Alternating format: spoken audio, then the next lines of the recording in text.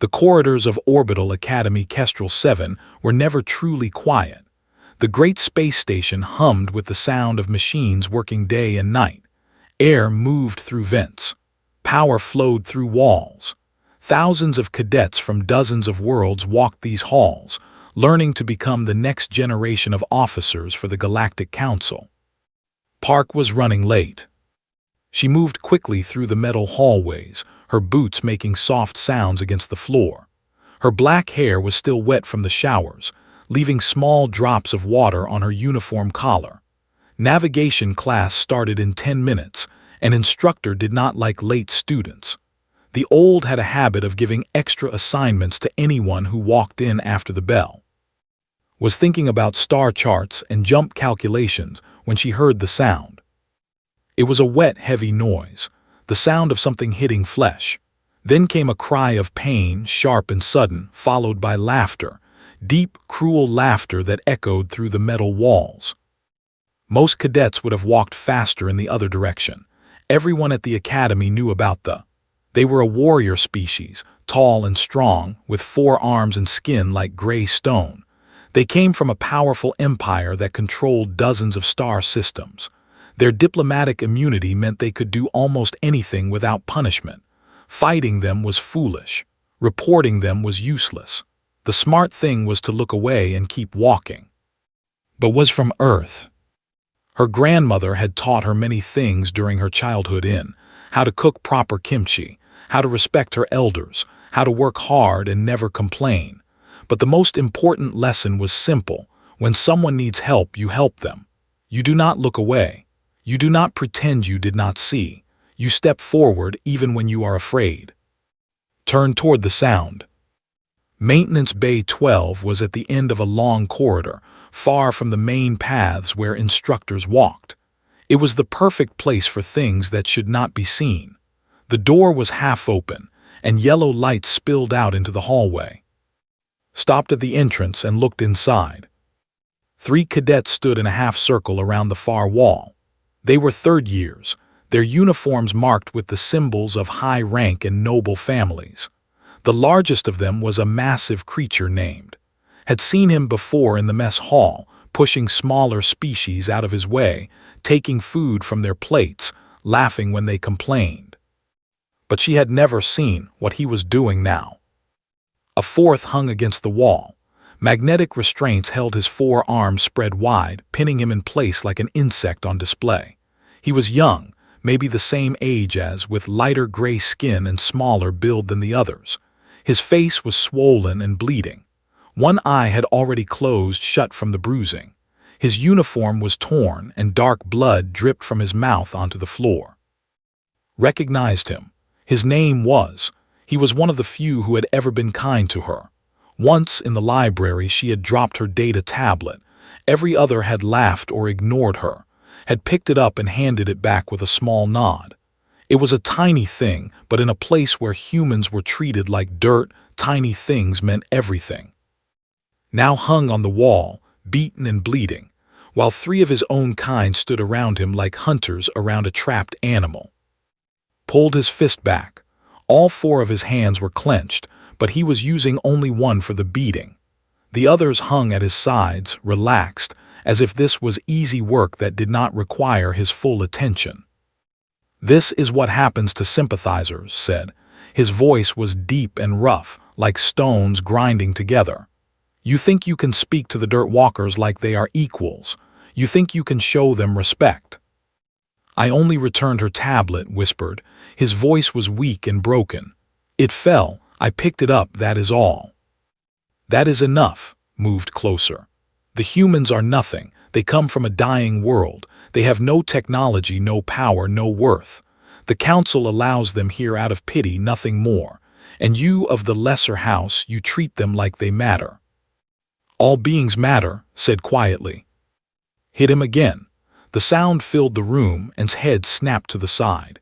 Fresh blood flew from his mouth and painted the gray wall red. "Weakness," spat. "Your whole family is weak. That is why you will never rise. That is why you will always be nothing." The other 2 laughed. They were enjoying this, realized. This was entertainment to them, a game they played when they were bored. His remaining eye moved across the room and found standing in the doorway. For a moment, time seemed to stop. They looked at each other across the distance, human and both of them trapped in different ways. Sci went wide, not with hope, with fear. He shook his head just slightly, just enough for her to see. "Run," his expression said. "Don't get involved. They will hurt you too. They will do worse to you than they are doing to me. You are human. You are small and weak and alone. There is nothing you can do here except get yourself killed." Understood the message perfectly. She also understood that she was not going to listen. Pulled his fist back again. His muscles tensed. His arm began to move forward, building speed, aiming for his already ruined face. Stepped into the room. She did not think about what she was doing. She did not calculate the odds or consider the consequences. 18 years of life on Earth, 300,000 years of human evolution, countless generations of ancestors who had faced things bigger and stronger and meaner than themselves, and had refused to back down. All of it moved through her in a single moment. Her feet carried her across the floor. The distance disappeared, and just as fist was about to connect with face, just as the cruel laughter of the other filled the air, just as everything seemed lost and hopeless and dark, a small human hand reached out and caught the punch. The room went silent. His fist hung in the air, frozen, wrapped in the fingers of an Earthborn girl who barely reached his shoulder. Looked up at him with calm, steady eyes. "I think," she said, "that is enough." Silence in Maintenance Bay 12 was complete. No one moved, no one spoke. Even the machines in the walls seemed to hold their breath. Stared down at the human girl who had caught his fist. His compound eyes, dozens of tiny lenses working together, could not make sense of what they were seeing. His brain, trained since birth for combat and conquest, could not process the information it was receiving. This was impossible. We're one of the strongest species in the known galaxy. Their bones were dense as metal. Their muscles were thick as cables. A single warrior could lift a ground vehicle over his head. They had conquered worlds with their bare hands before they ever built weapons. And this tiny human, this soft little creature from a planet that most species had never even heard of, had stopped his punch like it was nothing. Tried to pull his fist back. His arm did not move. He tried again, putting real strength behind it, the kind of strength that could break walls and bend steel. Still nothing. The girl's fingers remained wrapped around his knuckles, small and soft-looking, yet somehow completely immovable. "Let go," growled. His voice had lost some of its confidence. "Let go of me, Dirt Walker." "My name is Park," she replied calmly. "Not Dirt Walker. If you are going to insult me, at least use my actual name." Behind, the other two exchanged uncertain looks. They had attended the same cultural briefings as everyone else at the academy.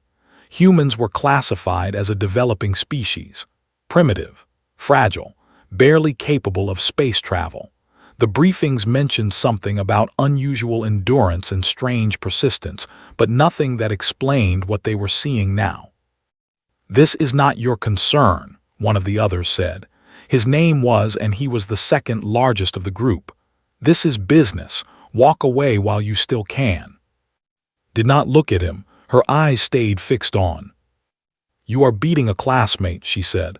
"In my academy, that makes it my business." Laughed. It was not a confident laugh. "Your academy. Humans do not own anything.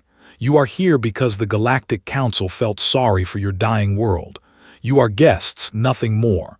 Unwanted guests who should know their place." "My world is not dying," said quietly. "It is just getting started." Finally found his voice. Anger was replacing confusion, and anger was something he understood. "You think you can fight us. You think you can stand against the Dominion. We have crushed entire civilizations. We have turned worlds to ash. You are one small human girl with delusions of importance." "I do not think I am important," replied. "I just think you should stop hitting people who cannot fight back." She released his fist. For a moment, nothing happened, pulled his arm back, rubbing his knuckles where her fingers had been. He looked at his hand like he expected to find damage there, some evidence of hidden weapons or mechanical enhancement. There was nothing, just the fatting pressure of a human grip. "Kill her," the third said. His name was Tor, and he was the youngest and of the three. "Kill her and dump the body in the recycling bay. No one will know. No one will care. She is just a human." Made a sound from his place on the wall, a weak, desperate sound. "No, please, she has nothing to do with this. Let her go." Quiet traitor did not look at him. All four of his eyes were focused on now. "You will watch what happens to those who interfere in matters. Then I will finish what I started with you." He stepped forward, all four arms raised, his full height blocking out the light. He was nearly 3 meters tall, a mountain of gray muscle and killing intent. His shadow fell over like a blanket of darkness. She did not step back. "Last chance," said. "Run away, little dirt walker. Run back to your dying world and your weak people and your pathetic little lives. This does not have to end with your death." Tilted her head slightly. "You are right," she said. "It does not have to end with death. It can end with you walking away and leaving alone. That is the option I prefer. And if I choose differently?" Smiled. It was a strange smile, calm and almost sad, like she knew something that did not. "Then you will learn something that the galaxy seems to have forgotten about humans." "And what is that?" She shifted her weight slightly, settling into a stance that looked relaxed but was not. Her hands stayed at her sides. Her breathing was slow and steady. Her eyes never blinked. "We did not survive our world by being strong," she said. "We survived by being willing to fight things bigger than ourselves. We survived by refusing to give up. We survived by looking at monsters and saying no." Laughed. It was a loud, ugly sound. "Pretty words, let us see if they protect you." He swung. It was a good swing, fast and powerful, aimed its head with enough force to kill her instantly. The other watched with hungry eyes, eager to see the human girl's skull crack open like an egg. But was not there any more. She moved like water flowing around a stone. The fist passed through empty air, and suddenly she was beside instead of in front of him. Her hand touched his elbow, pressing on a point that no one had ever taught the to protect. His arm went numb from shoulder to fingertip. He roared in surprise and spun, all four arms slashing at the space around him. Ducked under one, stepped around another, caught a third and used his own momentum to pull him off balance. Her foot hooked behind his knee. Her palm pushed against his chest. 300 kilograms of warrior crashed to the floor like a falling tree. And Tor stared in disbelief for half a second. Then they attacked together. It did not matter. Moved between them like a ghost, like a shadow, like something they could not quite touch. She did not hit hard. She did not need to. Her fingers found pressure points, nerve clusters, the soft spaces between armor plates of muscle. She used their own strength against them, their own weight, their own speed. In 4 seconds, it was over. 3 warriors lay on the floor of Maintenance Bay 12, groaning and twitching, trying to understand what had happened to them. Stood in the middle of them, not even breathing hard. She turned to Face, who was struggling to rise on arms that would not obey him. "Now," she said calmly. About releasing lay on the cold metal floor, staring up at the ceiling. His body would not move the way he wanted. His arms felt heavy and strange, like they belonged to someone else. The human girl had done something to him, pressed something in his joints and nerves that had shut down his strength like turning off a power switch. This was not possible. This could not be happening. He had trained since he was a child. He had fought in the youth arenas of the Dominion. He had broken bones and spilled blood, and never, not once, had he been beaten. Certainly not by a human. Certainly not by a creature half his size with no claws, no fangs, no natural weapons at all. But here he was, lying on the floor with 2 of his companions groaning beside him. while the human girl stood over them like a statue carved from stone. "Get up," said. Her voice was not angry, it was not mocking. It was simply calm, patient, like a teacher speaking to a slow student. "Get up and release the restraints. Then we can all walk away from this." Found his voice. "Who are you? What are you?" "I told you. My name is Park. I am a first-year cadet from Earth." She paused. "And I am someone who does not like watching people hurt those who cannot fight back." Managed to push himself up to his knees. His forearms were shaking and his breath came in short, painful gasps. "Impossible," he wheezed. "Humans are weak. The briefings said so. You have low bone density. You have thin skin. You cannot survive without your machines and tools." "The briefings," said softly, "did not tell you everything." She walked toward, still hanging on the wall. His one good eye watched her approach with something between wonder and confusion. He had seen many things in his young life. He had seen warriors fight and worlds burn and empires rise and fall. He had never seen anything like this. "Can you walk if I release you?" asked him gently. I think so." His voice was rough and broken. "But you should not do this. When they recover, they will come for you. The Dominion does not forget. They will make you pay for this." "Then they can try." Examine the magnetic restraints holding his arms. They were simple devices, designed to be impossible to break but easy to deactivate with the right code. "But first, let us get you free." She turned back to. He had managed to sit up now, though his arms still hung limply at his sides. The nerve strikes she had used would wear off in an hour or two, but for now, he was as helpless as a newborn. The release code said, "Give it to me." "No." Tilted her head. "I was hoping you would cooperate. It would be easier for everyone." "I do not cooperate with dirt walkers." His voice was thick with hatred. "You caught us by surprise, that is all. When my strength returns, I will tear you apart piece by piece. I will send your remains back to your filthy planet in a box. I will." 739 Alpha Alpha, Tor said suddenly. Everyone turned to look at him. The youngest was still on the floor, but his eyes were clear and focused. He was staring at like she was something he had never seen before, something from a nightmare or a legend. Tor growled, "What are you doing?" "I am being smart." Tor did not look at his leader. "She beat all three of us in 4 seconds. 4 seconds, I counted. She did not use weapons. She did not use technology. She used her bare hands against warriors and she won." We were surprised.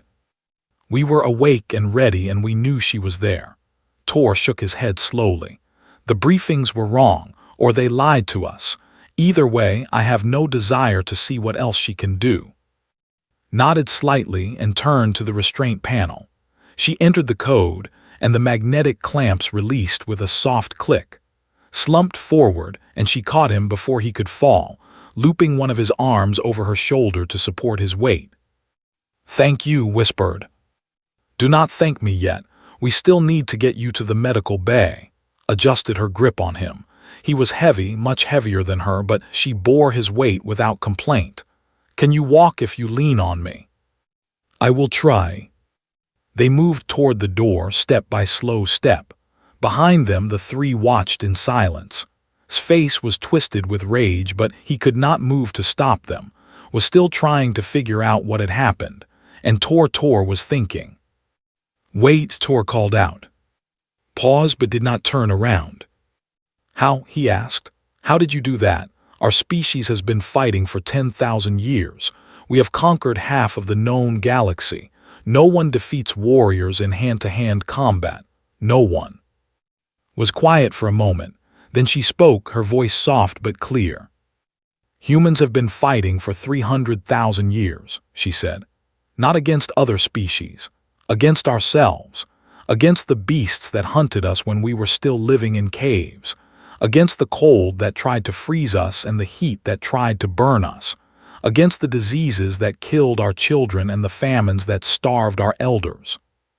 She turned her head slightly, just enough for Tor to see her profile. "We did not evolve on a gentle world." she continued. Earth tried to kill us every single day, and every single day we refused to die. We learned to run longer than any predator could chase. We learned to think faster than any enemy could react. We learned to hurt things that were bigger and stronger than us, because if we did not, we would not survive to see the sun rise. Tor felt something cold move through his chest. It was an unfamiliar feeling. It took him a moment to recognize it. Fear. You asked how I did that, said. The answer is simple. You looked at me and saw a small, weak creature from a primitive world. You saw prey. But humans have never been prey, not really.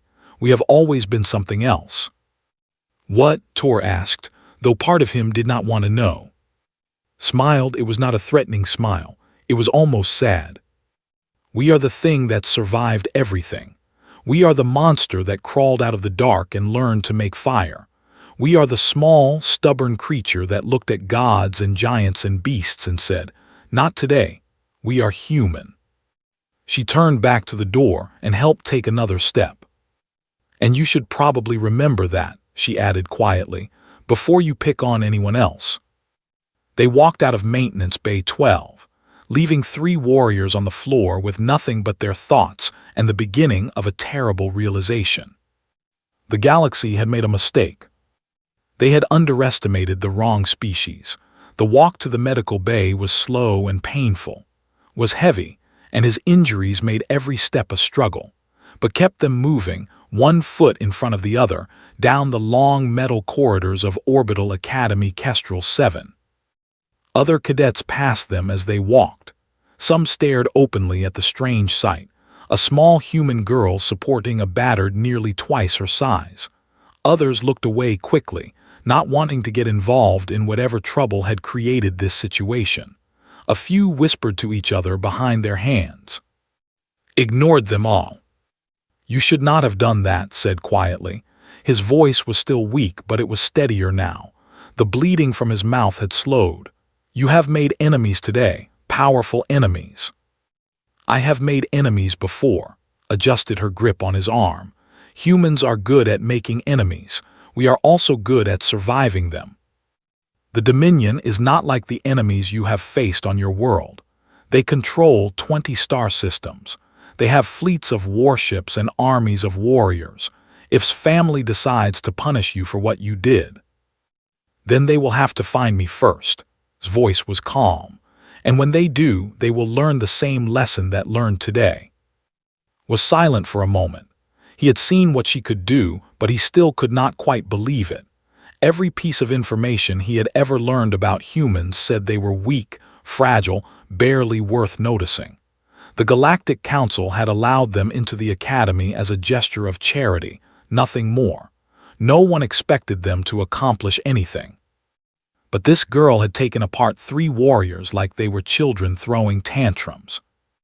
How? He finally asked. It was the same question Tor had asked, but wanted to understand it from a different angle. I do not mean the fighting, I mean, why? Why did you help me? We barely know each other. I returned your tablet once. That is all. It was nothing. Considered the question as they walked. On Earth, she said slowly, we have many stories. Old stories passed down from generation to generation. Many of them are about heroes who saw something wrong and chose to make it right, even when it was dangerous, even when it cost them everything. You did this because of stories. I did this because my grandmother would have been ashamed of me if I had walked away, smiled slightly.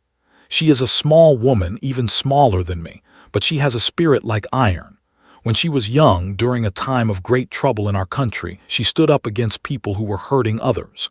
She did not win. They beat her badly, but she stood up again the next day, and the day after that, and the day after that, until finally they gave up. Thought about this, and you learned from her. I learned that some things are worth fighting for even if you lose. I learned that being small does not mean being weak. I learned that the only true defeat is giving up. Glanced at him. And I learned that when someone needs help, you help them. You do not calculate the odds. You do not weigh the costs. You just act. They reached the medical bay. The doors slid open automatically, revealing a clean white room filled with strange machines and gentle light. A nurse looked up from her station, her 4 eyes widening when she saw his condition. "What happened here?" the nurse demanded, rushing forward to take weight from. "Training accident," said smoothly. "He fell during a combat drill." The nurse made a skeptical sound but did not argue. She guided to a bed and began running scanners over his injuries. The machines hummed and beeped, painting his body in soft blue light. Stood nearby watching. Her uniform was wrinkled and slightly stained with blood, but otherwise she looked completely normal, calm, unhurried, like she had not just done something impossible. "You should leave," said from the bed, "before someone comes looking for answers." "I will leave soon," walked closer to the bed. "But first I want to know something. Why did they attack you? They said you were a sympathizer. They said you treated humans like equals." His remaining good eye closed briefly. "Because I believe that all beings have value, not just the strong, not just the powerful, everyone." He opened his eye and looked at her. "The Dominion teaches that strength is everything, that the weak exist to serve the strong, that species like humans are beneath us, fit only for slavery or extinction. I have never believed that. That is a dangerous belief for a—" "Yes," smiled slightly, then winced as the movement pulled at his bruised face. "My family has always been considered weak. We lack the aggression that most prize. We prefer building to destroying, creating to conquering. The great houses look down on us. And yet you came to the academy. I wanted to prove that there is another way, that strength is not everything." He laughed bitterly. "Today did not go quite as I planned." Was quiet for a moment. Then she reached out and touched his arm gently. "You stood up for what you believed in. You spoke kindly to someone your people consider worthless. You refused to be cruel even when cruelty was expected of you. That takes its own kind of strength." Stared at her. No one had ever spoken to him like this before. No member of any species had ever suggested that his gentleness was anything other than weakness. "You are a strange human," he said finally. "All humans are strange," smiled. "We are the only species in the galaxy that was not expected to survive our own planet, but here we are, walking among the stars, confusing everyone we meet." The door to the medical bay slid open. A tall figure stepped through, wearing the same dark uniform as. He was human, with short black hair and sharp features, and his eyes scanned the room quickly before settling on her. Said without turning around, "You found me. The whole station is talking about you." Walked closer, his expression a mixture of concern and amazement. "They are saying a human girl attacked 3 cadets in a maintenance bay. They are saying she beat them in hand-to-hand combat. They are saying—" He paused, looking on the bed. "They are saying she did it to protect us." "They are saying many things," replied calmly. "Some of them might even be true." Shook his head slowly. "What have you done? The ambassador is already demanding a meeting with the commandant. There are whispers of formal complaints, demands for expulsion, threats of diplomatic incidents." "Let them whisper," finally turned to face him. "Let them complain and demand and threaten. I did what was right. I would do it again. Even if it costs you your place at the academy." Met his eyes steadily, even then. Studied her for a long moment. Then slowly, a smile spread across his face. "You really are something else, Park. No wonder the do not know what to do with you." "They will learn," glanced back at who was watching the exchange with quiet interest. "We all will." The medical bay hummed with the soft sounds of healing machines. Outside, in the corridors and common rooms of Orbital Academy Kestrel 7, rumors spread like fire through dry grass. Something had happened today. Something that would change everything. The humans were not what everyone thought they were. And the galaxy was only beginning to understand. By the next morning, the story had spread to every corner of Orbital Academy Kestrel 7.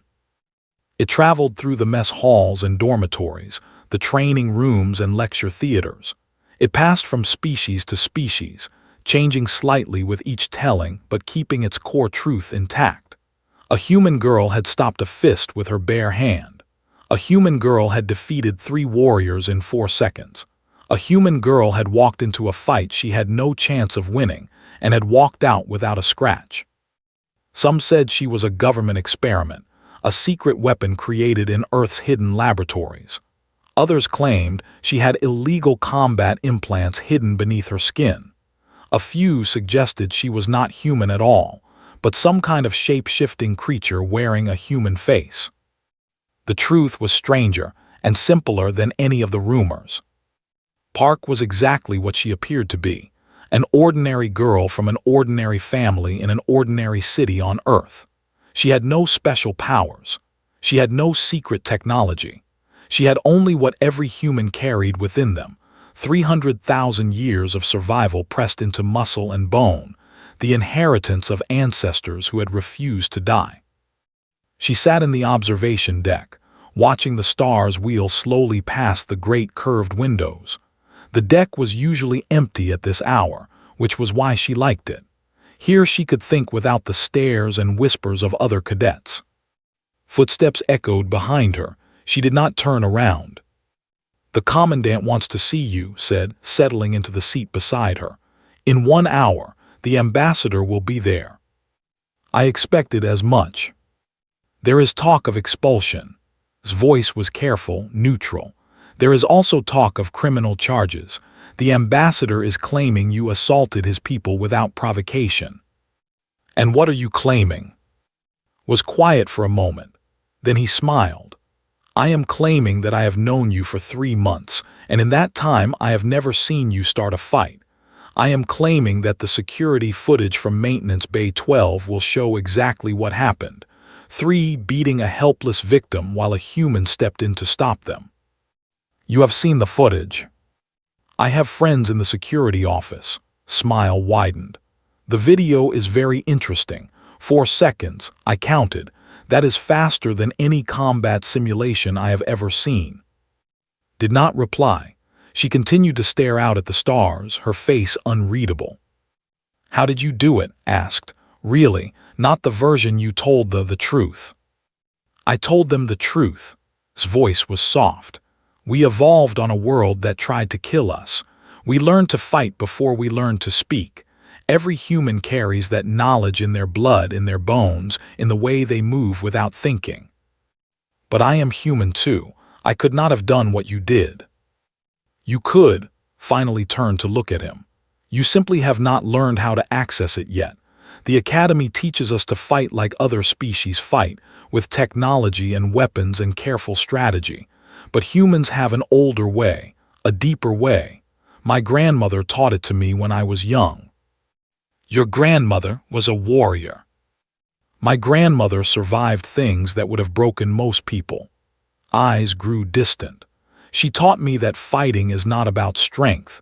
It is about will. It is about refusing to accept defeat. It is about looking at something terrifying and saying, 'I am not afraid of you.' Considered this. And are you afraid now? The ambassador has powerful connections. If he wants to destroy your career, your life, then he will try," shrugged. "And I will face it the same way I face everything else. 1 step at a time, 1 breath at a time, 1 moment at a time." "You make it sound so simple." "It is simple." Turned back to the stars. "The galaxy thinks humans are weak because we are small and soft and slow to develop technology.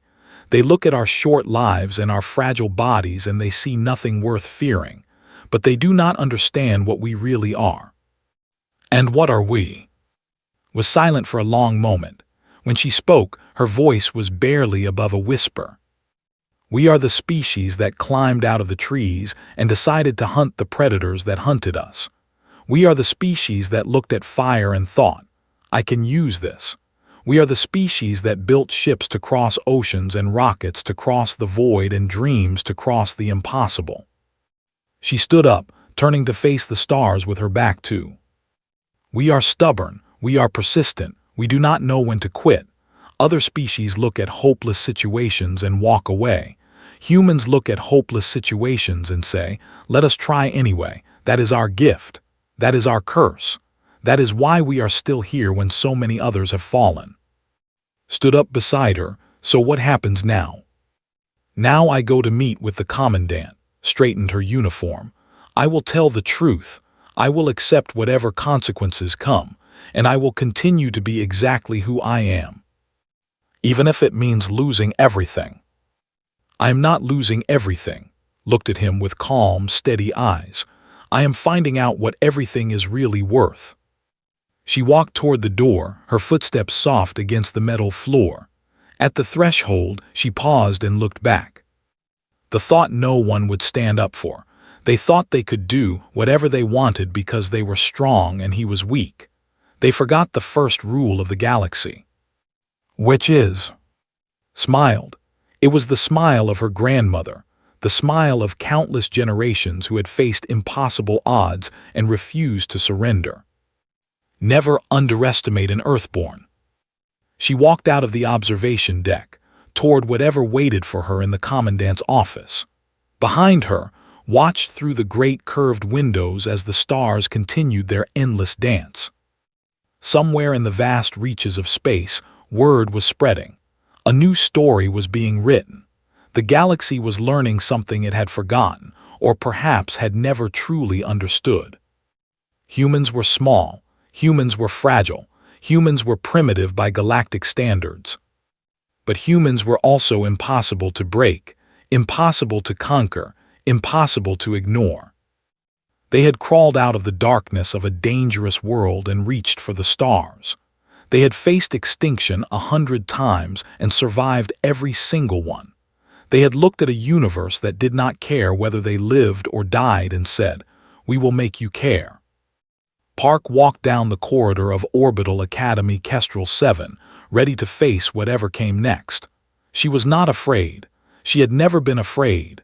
She was human, and humans did not know how to be afraid. They only knew how to stand up, again and again, until standing up became the same as being alive. They had restrained a cadet to the wall. They had thought themselves invincible. They had not counted on an Earthborn girl stepping in mid-punch. And now, finally, the galaxy was starting to understand. Humanity had arrived. And they were not going anywhere.